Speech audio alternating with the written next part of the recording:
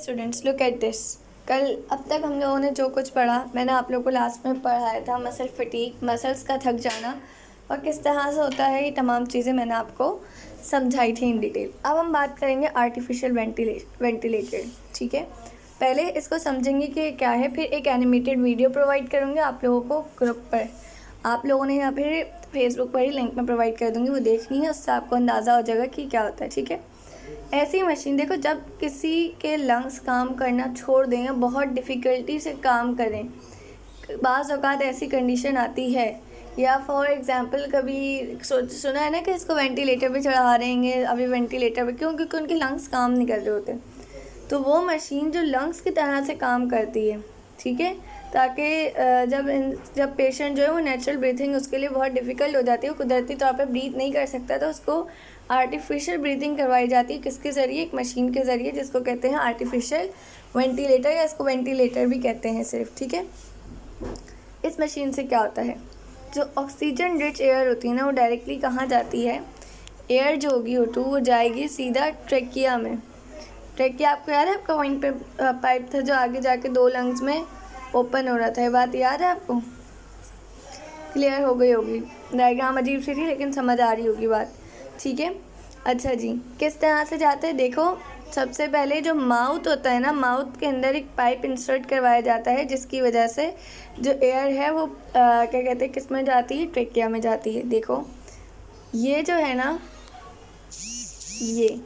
ये वो जो मैकेनिकल वेंटिलेटर है, जो क्या करेगा, एयर जो है उसको कहाँ फेंकेगा, ऑक्सीजन के साथ पेशेंट की तरफ। किसके ज़रिए? ट्यूब्स के ज़रिए। ठीक है, ये देखो यहाँ एरो से आपको बताया हुआ भी है, सही है। फिर एंडोट्रैकियल ट्यूब क्या है, देखो जो ट्यूब पेशेंट के माउथ से जाएगी उसको आप कहेंगे एंडोट्रैकियल, और जो पेशेंट की नोज़ से जाएगी उसको आप कहेंगे नेज़ोगैस्ट्रिक ट्यूब। ठीक है, फिर एयर जो होगी वो सबसे पहले आएगी यहाँ पर, और आते हुए ना सबसे पहले वो इसमें से, ये जो एक पार्ट है इसको हम कहते हैं ह्यूमिडिटर। इसका क्या काम होता है? इसका काम होता है कि जो एयर है उसको ह्यूमिडिटी प्रोवाइड करना, उसको थोड़ा सा गर्म कर देना, उसके अंदर थोड़ा सा मॉइस्चर कर देना उसे। ठीक है, फिर एक्सेल एयर जो होगी वो दोबारा ये देखो यहाँ से वापस आ जाएगी।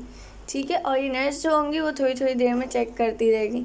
सही है, यहाँ तक तमाम चीज़ अच्छे से क्लियर हो गई होगी, it's not too much difficult. अब हम आगे बात करते हैं। अब आ जाइए रेस्पिरेटरी डिसऑर्डर्स। सबसे पहले देखें ब्रोंकाइटिस। ब्रोंकाइटिस में मैं कलर चेंज कर लेती हूँ। ब्रोंकाइटिस में वर्ड आइटिस का मतलब क्या होता है, बात याद रखने की है। आइटिस का मतलब होता है इन्फ्लेमेशन। इन्फ्लेमेशन मीन्स सूज जाना, किसी चीज़ का इन्फ्लेम हो जाना, उसको हम कहते हैं आइटिस। अब यहाँ क्या रहेगा, ब्रोंकाइटिस। तो ब्रोंक क्या होता है, आपकी ब्रोंक्यूल्स, ठीक है, ब्रोंकाई, इनका सूज जाना क्या कहलाता है, ब्रोंकाइटिस। इनकी इन्फ्लेमेशन क्या कहलाती है, ब्रोंकाइटिस। ठीक है, यहाँ पे लिखा हुआ भी है कि inflammation of air passageways is termed as bronchitis. ये किस वजह से होती है, स्मोकिंग की वजह से होती है, या फिर कुछ बैक्टीरिया की वजह से होती है। इसकी वजह से क्या होगा, इसकी वजह से खांसी होगी, म्यूकस की सिक्रीशन। म्यूकस जो चिपचिपा किस्म का मटेरियल जो होता है वो बहुत ज़्यादा जमा होना शुरू हो जाएगा आपके ब्रोंकाइटिस में, जिसको आप लोग बलगम भी कहते हैं। ठीक है, वो प्रोड्यूस होना शुरू हो जाएगा। ठीक है, सांस बहुत छोटी छोटी आएगी, कि बहुत छोटी छोटी शॉर्टनेस और ब्रीथ हो जाएगी, और हल्का हल्का फीवर होगा। कैसे, देखो यहाँ पे देखो, ये जमा है म्यूकस, नज़र आ रहा है, ये नॉर्मल ब्रोंका है, और ये इसके अंदर ग्रीन कलर का वो मौजूद है। क्या मौजूद है, म्यूकस, जिसकी वजह से अब सांस की नाली क्या हो जाएगी, छोटी हो जाएगी। ट्रैकिया क्या हो जाएगा, पहले ट्रैकिया इतना था, अब इसमें आ गया, देखो इधर इधर इतना इतना म्यूकस भर गया, ये पूरा म्यूकस फिल हो गया, तो सांस की नाली इतनी सी रह गई, छोटी सी हो गई। तो ये बात होती है जब भी शॉर्टनेस ऑफ ब्रीथ और ये सारे मसले होते हैं।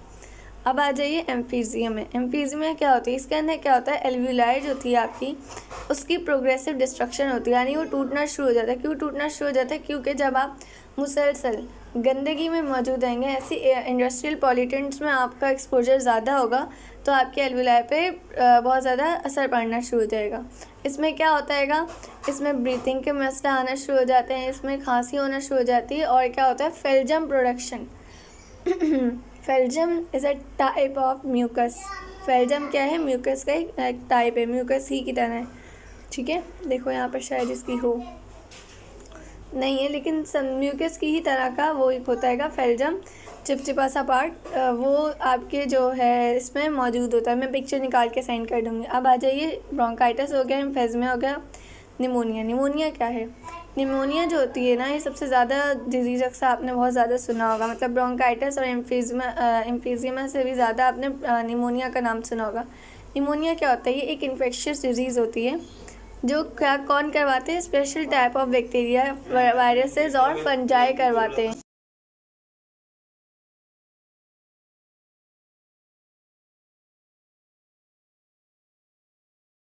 तो ये कौन करवाते हैं? Bacteria, viruses and fungi. ठीक है, अक्सर कभी कोई साउंड मेरे करीब आने लगता है तो मैं माइक बंद कर देती हूँ, तो ये मत समझिएगा कि आगे की पूरी साउंड क्लोज है। ये हर लेक्चर के लिए बात याद रखिए, ठीक है। In pneumonia the alveoli are infected so they may be filled with the fluid और पस। देखो निमोनिया में क्या होता है, ब्रोंकाइटिस और एम्फीज़िमा में क्या जमा हो रहा था म्यूकस, जबकि निमोनिया में फ्लूइड या पस जमा हो जाता है, ठीक है, जिसकी वजह से सांस लेने में बहुत मसला होता है। और पेशेंट के क्या क्या उसको सिम्टम्स होते हैं, उसको बुखार होता है, खांसी होती है, ठंड लगती है, चिल कहते हैं ठंड को, चेस्ट पेन, सीने में दर्द होता है, ठीक है। आ जाइए, ये देखिए, ये एयर स्पेस है नॉर्मल एल्वेलाई की, ठीक है। और ये देखें, ये इसके अंदर क्या फिल्ड हो गया है, बहुत सारा पस या जो फ्लूइड है वो फिल्ड हो चुका है। यहाँ पे देखिए लिखा हुआ भी है पिक्चर आप लोगों को सेंड कर दूँगी। आज मेरा भी गला ख़राब है।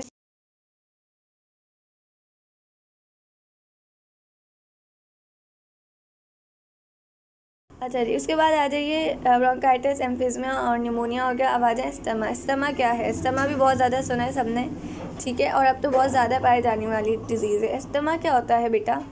जब आपके लंग्स के जो एयरवेज होते हैं, जैसे ट्रैकिया है, ब्रोंकाइटिस है, ब्रोंक्यूल्स हैं, ये सब जब ब्रोंकाइटिस कह रहे हैं, सॉरी, ट्रैकिया है, ब्रोंक्यूल्स हैं या वाइन पाइप, ये सब जब जो क्या कहते हैं वो होना शुरू हो जाए, सूजना शुरू कर जाएं, इन्फ्लेमेशन इनकी शुरू हो जाए, तो ये क्या कहलाती है? अस्थमा कहलाती है, ठीक है।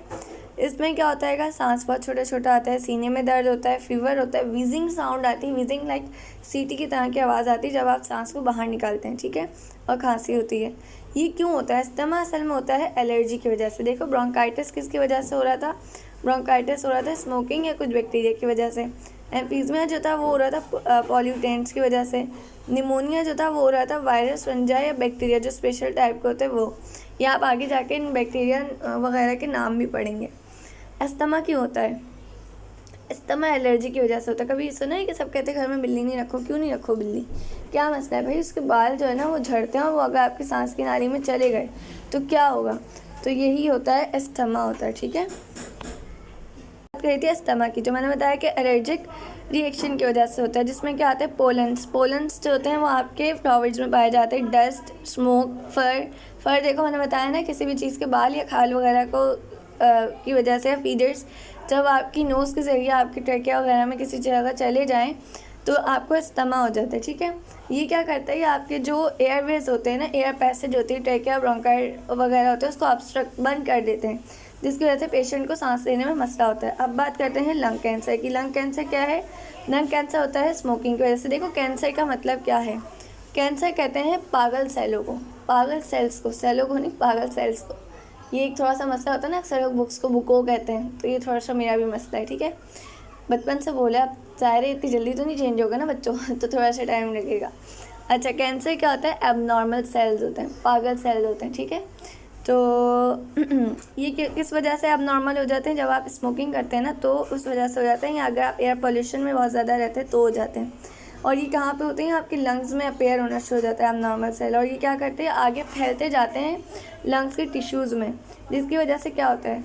जब आप खांसते हैं तो उसमें ब्लड आता है, ठीक है, सांस बहुत छोटा हो जाता है, लंग के इन्फेक्शन बार बार रिपीट होते हैं, ठीक है,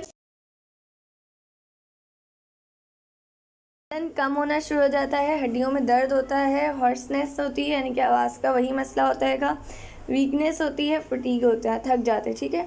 it's all about respiratory disorders. बहुत आसान है, याद हो जाएंगे, समझ आ जाएंगे। उसके बाद ये आपको एक छोटा सा चार्ट दिया हुआ है जिसके अंदर लिखा हुआ है 7 million people die prematurely every year from air pollution both household and outdoor.